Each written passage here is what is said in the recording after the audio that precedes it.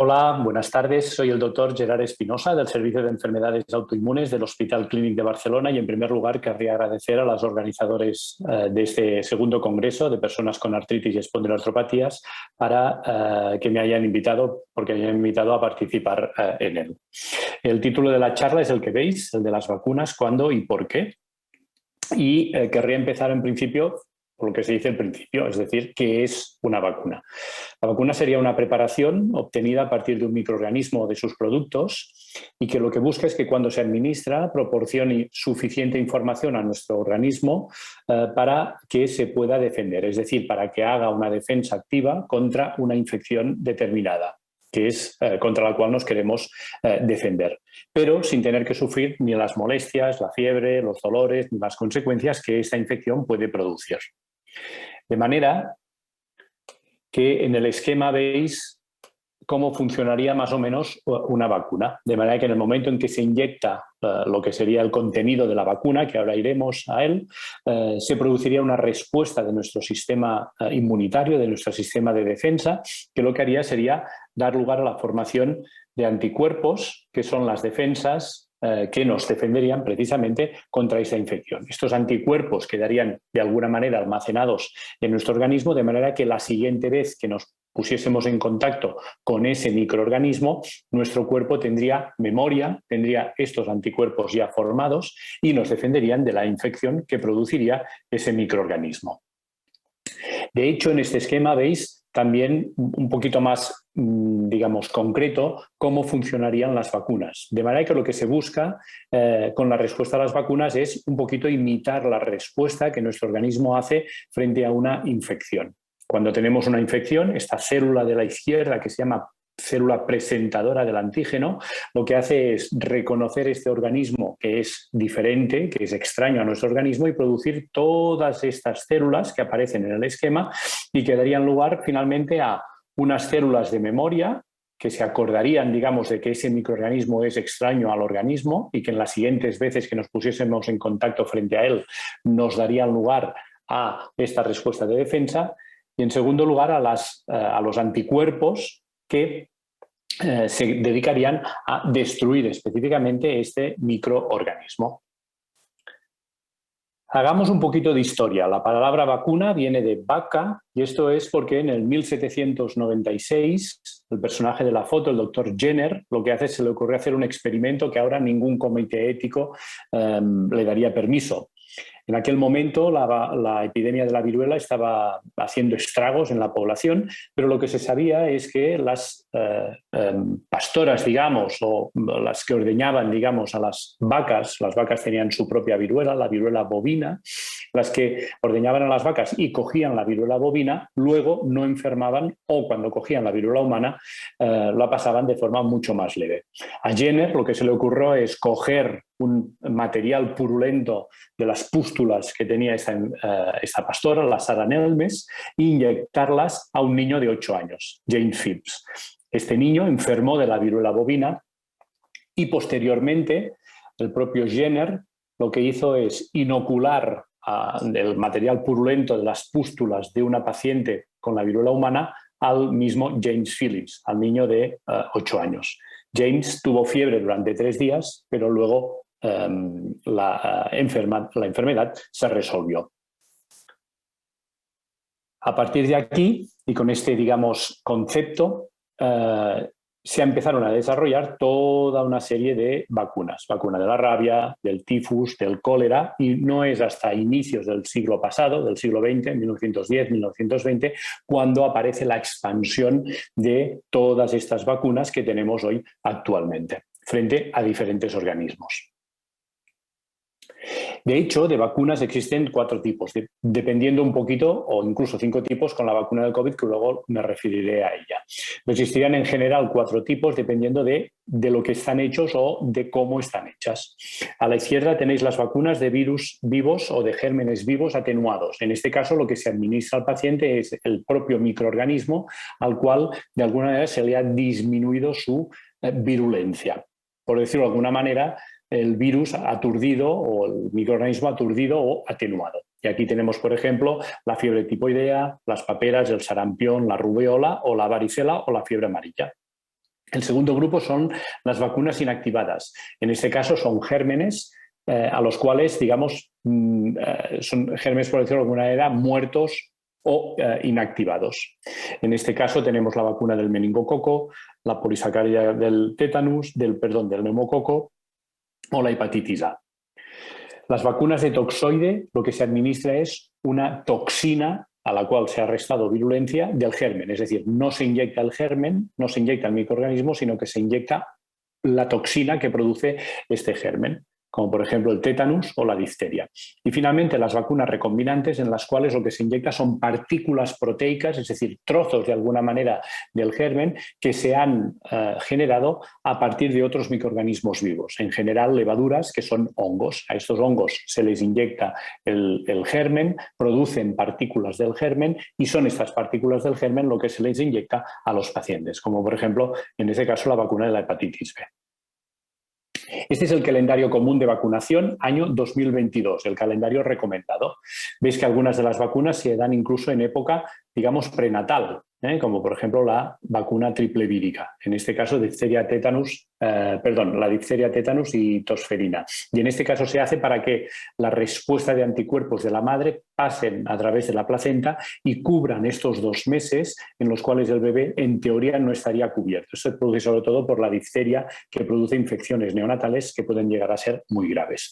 Veis que hay diferentes tipos de vacunas: poliomielitis, hemos dicho la DTPA, el Haemophilus, vacunas de la hepatitis B, meningococo, la varicela en diferentes edades, la del virus del papiloma humana, que es una de las últimas que se ha incorporado al calendario vacunal, la neumocócica y el virus de la gripe, que se vuelve a dar a nivel de las embarazadas, en ese caso para proteger a la madre, y a partir de los 65 años, igual que la vacuna neumocócica, en grupos de especial riesgo.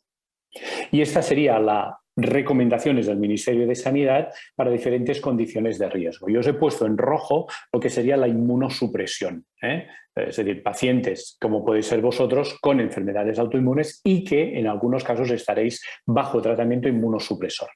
En este caso, por ejemplo, la vacuna del neumococo y la de la gripe, como después veréis, son altamente recomendadas.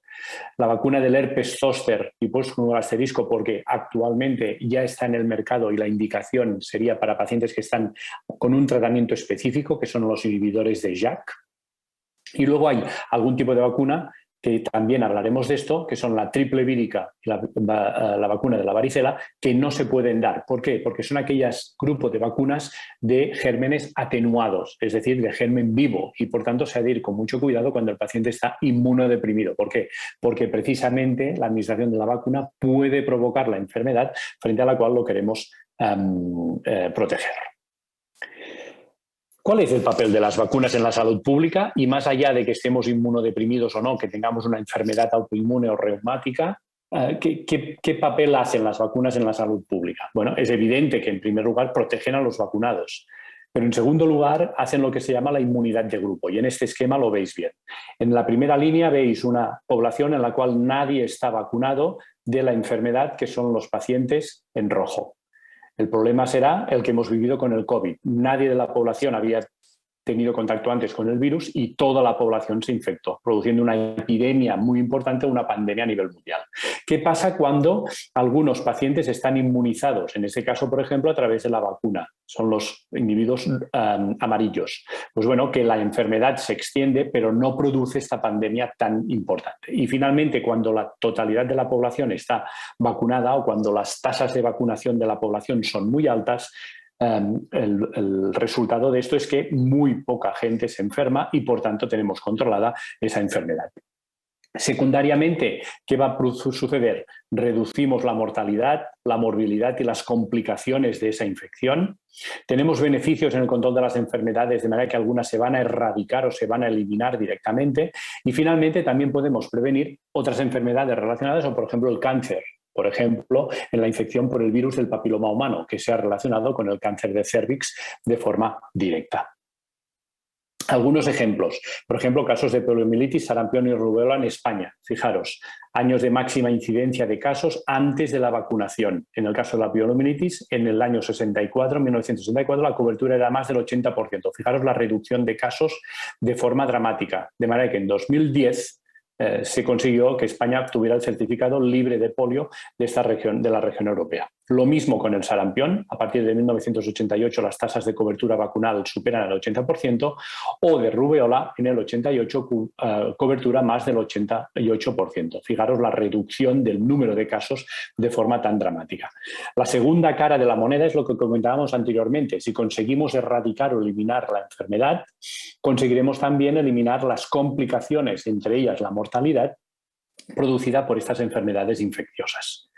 Fijaros en las columnas en gris la mortalidad antes de la vacunación en población total y en población pediátrica de menos de 15 años para todas estas infecciones.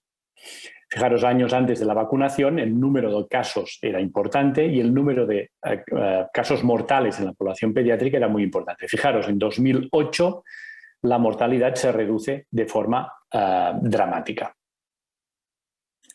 Y esto es una noticia que, como veis, esto es del 10 de septiembre del año 2022, es decir, de hace 4 días. Fijaros, Nueva York declara el estado de emergencia por la poliomielitis. La polio fue erradicada en la mayoría de Estados Unidos a través de las vacunaciones, que comenzaron en el año 1955. Y en el año 1979 Estados Unidos habría sido declarada libre de poliomielitis. Sin embargo, en el año 2022, debido a que las tasas de vacunaciones son muy bajas, ha vuelto a aparecer un brote de esta enfermedad. La noticia la tendremos que ir siguiendo de cerca. ¿Qué pasa en pacientes con enfermedades autoinmunes? Y me vais a permitir hablar sobre todo del lupus eritematoso sistémico, que es una de las que más conozco. Bueno, una imagen vale más que 1000 palabras. En esta imagen os muestro este patrón que se llama bimodal de 2 picos de la mortalidad en pacientes con lupus eritematoso sistémico. Fijaros que al inicio de la enfermedad, desde el debut de la enfermedad, existe un primer pico de mortalidad donde los pacientes tienen riesgo de morir básicamente o bien por actividad de la enfermedad o bien por infección, debido sobre todo a la gran carga de tratamiento que les damos en este momento para controlar la enfermedad. Pasado el tiempo, los pacientes pueden tener otro pico de mortalidad, pero en este caso debido a manifestaciones cardiovasculares, básicamente ictus, accidentes vasculocerebrales o infarto agudo de miocardio, infartos de corazón. Y esto es una gráfica de un artículo del año 2016 de un grupo de Taiwán que lo que hace es mirar pacientes con lupus y que enferman de gripe y comparan un grupo de pacientes no vacunados con un grupo de pacientes vacunados. Fijaros, lo que miran es el total de hospitalizaciones, si se hospitalizan por neumonía, por otros tipos de complicaciones, si se hospitalizan por una enfermedad cardíaca descompensada debido a la gripe, si necesitan admisión en UCI y la mortalidad. Fijaros en esta columna que pone Adjusted HR, todo lo que veáis por debajo de 0 quiere decir factor protector de la vacuna. Y las disminuciones, digamos, del riesgo, tanto de hospitalizaciones totales como de hospitalizaciones, por ejemplo, por enfermedad cardíaca, como admisión en la UCI, o sobre todo en la mortalidad, son entre el 50 y el 60% aproximadamente. Es evidente que las vacunas no nos impiden coger la enfermedad, pero sí que nos protegen de formas graves cuando contraemos esta enfermedad. Y este cuadro vendría a resumir un poquito las recomendaciones de vacunación en enfermos con enfermedades autoinmunes o con enfermedades reumáticas de la Sociedad Europea de Reumatología, EULAR, de la Sociedad Española de Reumatología o del Colegio Americano de Reumatología. Son muy similares. Respecto a la gripe y el neumococo, las tres lo recomiendan de forma fuerte, de forma intensa, de forma fehaciente. De manera que pacientes con enfermedades autoinmunes deberían vacunarse de la gripe de forma anual y del neumococo, y a partir de aquí revacunación probablemente a los 5 años. Quizás la de las tres, la del Colegio Americano de Reumatología, personalmente me parece que es un poquito más lógica. Fijaros, la gripe dice pacientes de más de 65 años, que en este caso ya tendríamos cubierto por las recomendaciones generales de la población general, o pacientes entre 18 y 65 años con enfermedad autoinmune que estén en tratamiento inmunosupresor. Y para el neumococo, todos aquellos por debajo de los 65 años que estuvieran en tratamiento inmunosupresor. Respecto a otro tipo de vacunas, bueno, las tres también son un poquito más laxas. Por ejemplo, hepatitis A y B en pacientes sobre todo de riesgo, serían pacientes que viven en países en donde la pandemia o donde la epidemia o donde la tasa, digamos, de infección de hepatitis A y B es muy alta, o por ejemplo en consumidores de drogas por vía parenteral, que a través de las inyecciones pueden de alguna manera tener más riesgo de tener esa enfermedad. Respecto al herpes zóster, EULAR la pone en pacientes de alto riesgo, y respecto al virus del papiloma, igual que en la población general, las Sociedad Europea de Reumatología y EULAR. Y el Colegio Americano de Reumatología va un poquito más allá y la recomienda en aquellos de entre 26 y 45 años que estén en tratamiento inmunosupresor y que no hayan sido vacunados de la varicela zóster. Un punto importante a tener en cuenta respecto a las vacunas es que todos los pacientes con enfermedad autoinmune deben tener actualizado el calendario vacunal de la población general, aquel que os he enseñado anteriormente del año 2022, por ejemplo en nuestro país, que la vacunación en pacientes como vosotros se debe administrar de forma preferente durante fases de inactividad de la enfermedad, que la vacunación idealmente debe realizarse antes del inicio del tratamiento inmunosupresor, que las vacunas inactivadas pueden administrarse aunque el paciente esté en tratamiento inmunosupresor, porque lo que les inyectamos o que les inyecta con la vacuna es un germen muerto, y que finalmente estas vacunas vivas atenuadas se deben considerar con precaución en pacientes con enfermedad autoinmune sistémica. En algunos casos estarán formalmente contraindicadas y en otros, bueno, se debe valorar el riesgo-beneficio. Por tanto, y teniendo en cuenta este último concepto, las vacunas vivas atenuadas como la triple vírica, la varicela o la fiebre amarilla, si uno se va a hacer un viaje al trópico o a algún país donde le exigen fiebre amarilla, cuidado si hace tratamiento inmunosupresor, porque igual no se la podrá dar. En cambio, el resto de vacunas, la tosferina, la gripe, hepatitis, neumococo, meningococo o el tétanus, se pueden dar aunque el paciente esté en tratamiento inmunosupresor. Finalmente, me gustaría hablar de un par de conceptos en relación con el COVID. Las vacunas del COVID, digamos, tuvieron cierta controversia en cuanto a que el mecanismo de fabricación de estas vacunas era relativamente nuevo. Y digo relativamente porque ya se conocía desde hacía mucho tiempo. En este caso, ni se inyectan partículas del virus, ni se inyectan el germen vivo o atenuado, ni una toxina del germen, sino que lo que se inyecta es material genético, en este caso RNA mensajero, del virus. En la vacuna de Moderna, por ejemplo, se inyectan unas partículas de grasa que envuelven este material genético, y en el caso de Janssen lo que se hace es aprovechar, digamos, otro virus para inyectarle este ARN del virus SARS-CoV-2, del COVID, y se inyecta, digamos, este virus. En cualquier caso, sea una manera u otra, lo que hacen estas vacunas es que nuestro organismo reconoce este RNA mensajero del virus extraño, lo que hace es que en la superficie de nuestras células se liberen o se formen la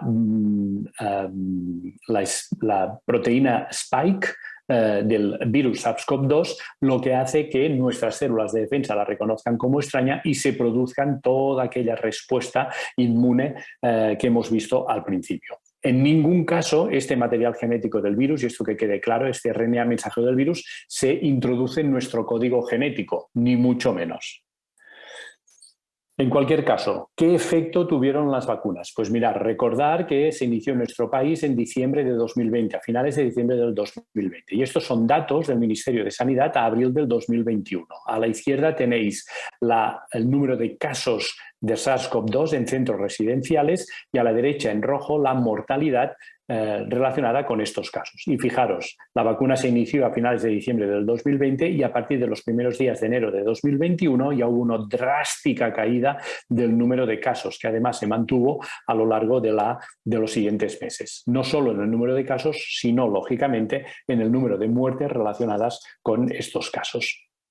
De manera que se estima que hasta abril del 2021 la campaña de vacunación hubiera evitado al menos 17.000 casos de COVID-19 y 3.500 muertes por este motivo. Estos son datos mucho más recientes, de 28 de mayo de 2022 y de Estados Unidos. Y las gráficas, las barras, son tasas de mortalidad en tanto por ciento. Fijaros, en pacientes no vacunados, alrededor del 5,5% de pacientes con COVID se mueren. Si solo se ha recibido 2 dosis, ya baja a 0,92%. Si se ha recibido las 2 dosis más una dosis de recuerdo, 0,72%. Y si se ha recibido la vacunación completa más 2 dosis de recuerdo, el 0,23%. Pasamos de un 5%, 5 de cada 100, a menos de 0,2 de cada 100. Es decir, la reducción en la mortalidad también se produce de forma drástica.